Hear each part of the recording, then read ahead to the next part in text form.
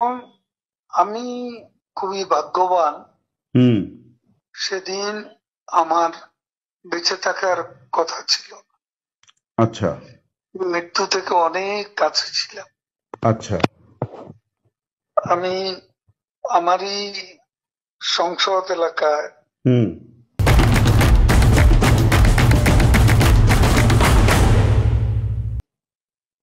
আমার নিজের বাসাকে এড়িয়ে হুম।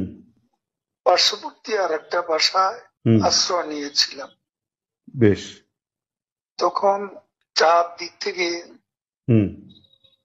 আহ মিছিল আসছিল হুম। এবং এটা আসলে ছিল প্রধানমন্ত্রী হুম। গণভবন কেন্দ্রিক। হুম।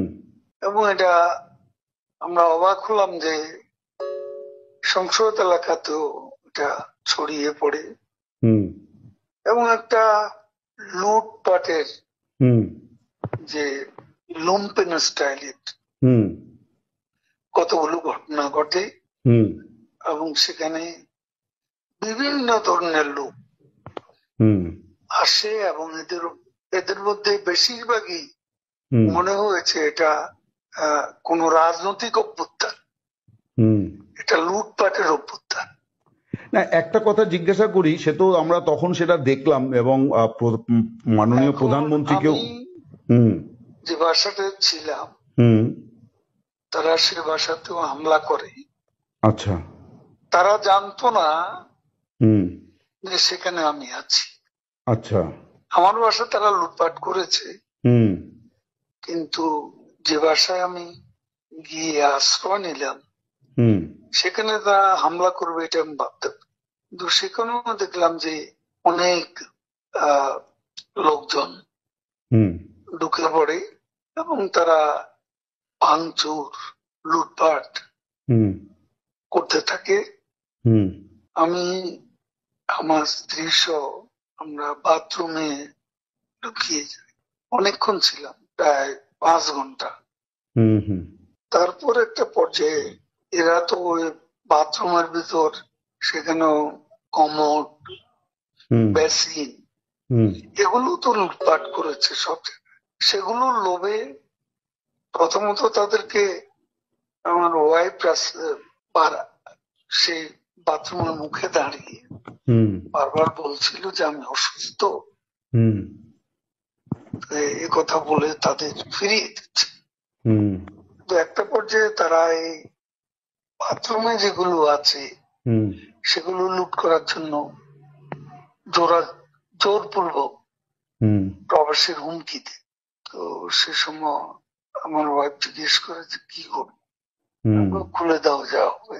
তারপরে সাত আট সাত আট জন ছেলে ঢুকলো, তার খুবই আক্রমণাত্মক দৃষ্টিভঙ্গি হুম। মনোভঙ্গি নিয়ে। হুম। তখন হঠাৎ তারা আমার দিকে তাকায়, হুম।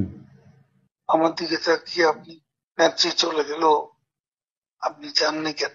আমি কিছু বলছিলাম। তারপর এই ছেলেদের মধ্যে কি ভাবের উদয় হয়েছে জানি না, হুম।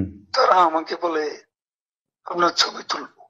তারপর আমার ছবি তুলতে শুরু করলো, সেলফি নিচ্ছিল, হুম। ছবি তুলছিল। এরা ছাত্ররা অনেকে আমাকে চেনে তো, হুম। হুম। কি কারণে তারা তখন আক্রমণাত্মক যে মনোভাবটা ছিল হুম। সেটা নিয়ে এসে হুম। শীতল হয়ে গেল। আচ্ছা। এরা ঠান্ডা মাজাজে তখন কথা বলছিল।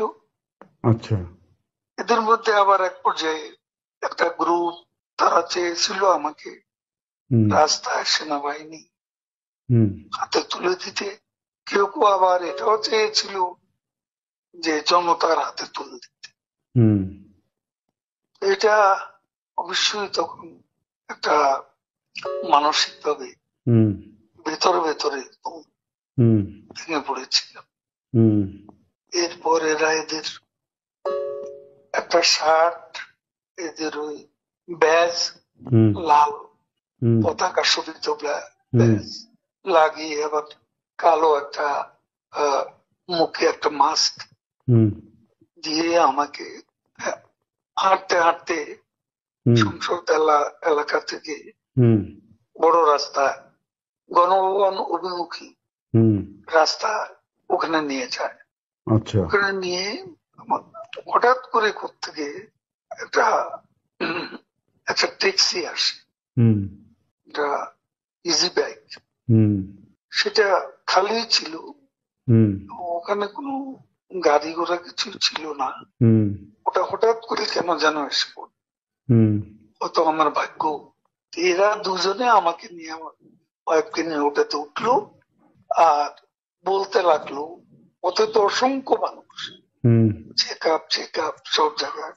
এরা বলতে লাগলো যে আমাদের চাচা চাচি অসুস্থ, হুম। হাসপাতালে নিচ্ছি, হুম। ডিস্টার্ব করবে না। হুম। এই করে করে নিয়ে গেল একটা অনেক দূরে একটা জায়গা। তো এটা হলো, ভাবতেও পারেনি ওরা যখন বাথরুমে ঢুকলো যে বেঁচে হুম। থাক, হুম। সে বেঁচে থাকাটাই